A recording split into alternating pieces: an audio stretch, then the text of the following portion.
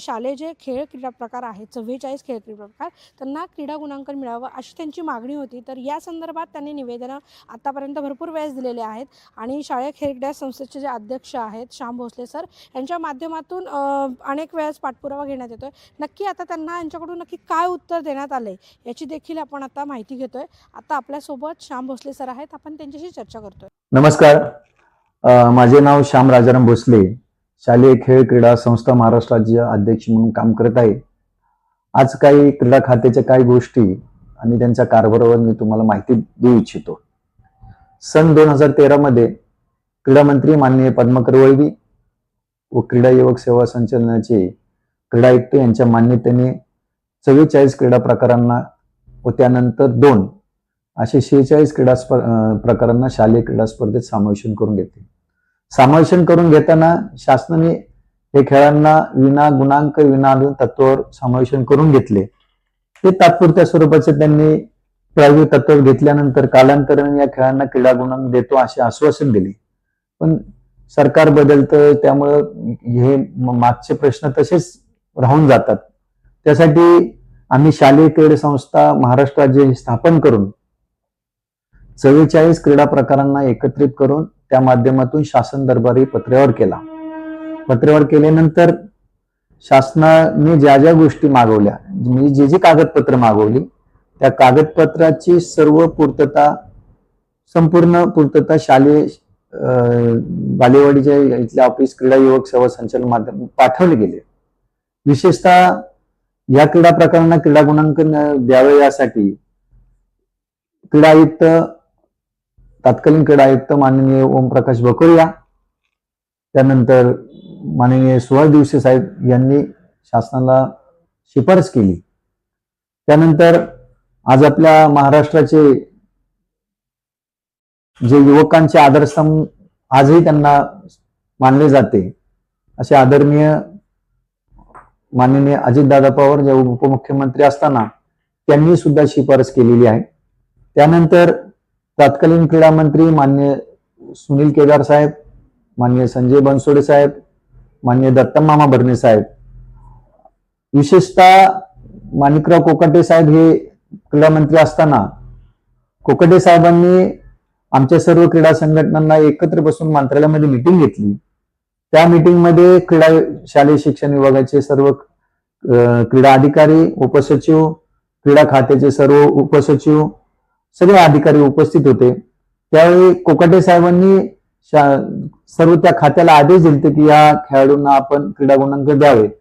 म्हणजे मंत्रालयात झालेल्या मीटिंगचा सुद्धा त्यांनी अपमान केला. अपमानच केला ना, की मीटिंग क्रीडा मंत्री जर सांगतात की खेळाडूंना क्रीडा गुणांकन द्यावं, विशेष म्हणजे अनुदान सुद्धा द्या. ठीक आहे, आम्ही असं समजतो की महाराष्ट्राची आर्थिक परिस्थिती खूपच कमकुवत आहे आणि म्हणून आज मी विनंती करतो की खेळाडूंना या क्रीडा गुणांपासून शासनाने वंचित ठेवू नये.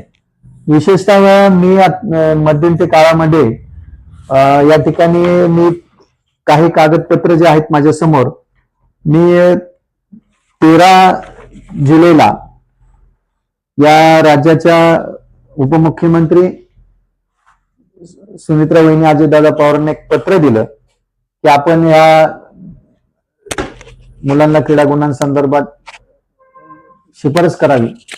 त्यांनी क्रीडा खात्याला शिफारस केली.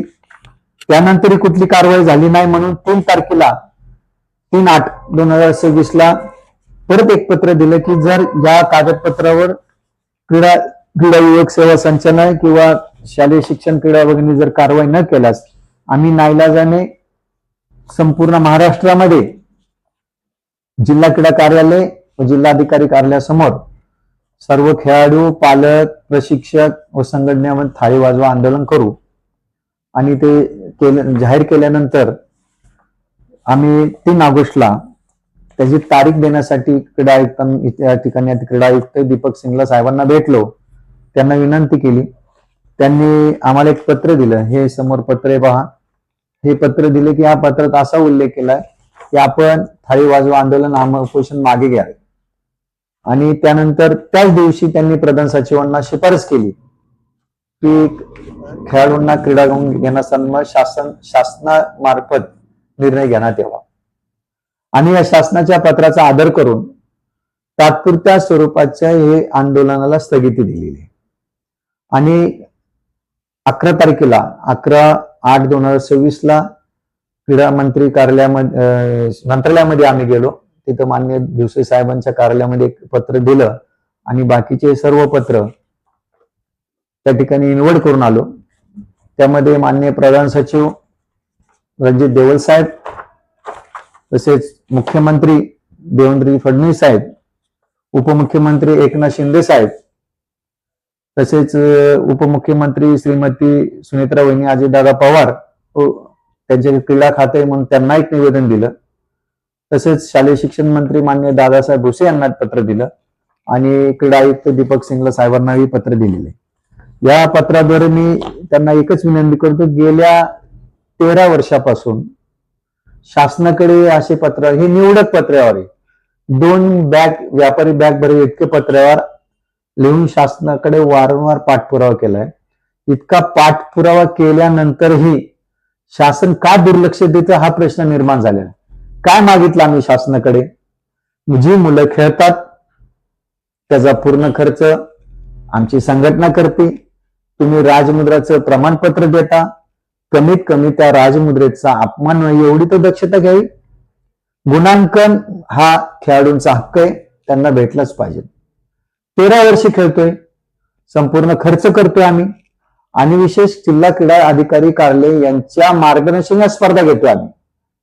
आज मी हे जे पत्र दिलेलं आहे आणि शासनाच्या पत्राचा आदर करून आम्ही या थाळी वाजवा आंदोलन आणि क्रीडा निहाळ साखळी उपोषण व आमरण उपोषणाला तात्पुरत्या स्वरूपाची स्थगिती दिलेली आहे. मी प्रधान सचिव शालेय शिक्षण क्रीडा विभागाचे प्रधान सचिव रणजित देवल साहेबांना हात जोडून विनंती करतो. आम्ही चांगले खेळाडू घडवत आहे. विशेष या दगदगत्या जीवनामध्ये युवा पिढी भरकटत चालली. त्या मोबाईलच्या नादामध्ये कुठल्या ते पबजी गेम हे सगळे करून पोरं विचित्र वागायला लागल्यात. आम्ही आमचे क्रीडा शिक्षक खेड्यापाड्यांमध्ये, ग्रामीण भागामध्ये, शहरा भागामध्ये मुलांना व्यायामाची आवड निर्माण करतो. कुठला तरी खेळ खेळतोय ना, तो खेळल्यानंतर अंगाला माती लागते. निर्व्यसनी आणि चांगला खेळाडू घडवायचा आम्ही प्रयत्न करू. भविष्यामध्ये याच्यातलाच एक खेळाडू जर चांगला झाले खेळाडू तर त्यांना भारताचं नाव येईल. आज आम्ही सर्वे केल्यानंतर या 44-46 क्रीडा प्रकारामध्ये 5 लाख खेळाडू आहेत जे क्रीडा गुणांपासून वंचित आहेत.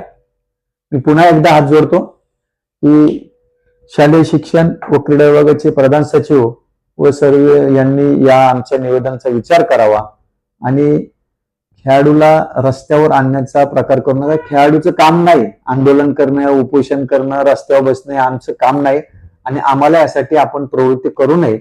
जर या 11/8/2026 दिलेल्या निवेदनावर आपण लवकरात लवकर जर निर्णय घेतला नाही तर नाईलाजाने मंत्रालयासमोर सर्व खेळाडू, पालक, क्रीडा संघटक हे त्या ठिकाणी थाळी वाजवा आंदोलन आणि तदनंतर आमरण उपोषण करतील याची आपण कृपया नोंद घ्यावी. धन्यवाद.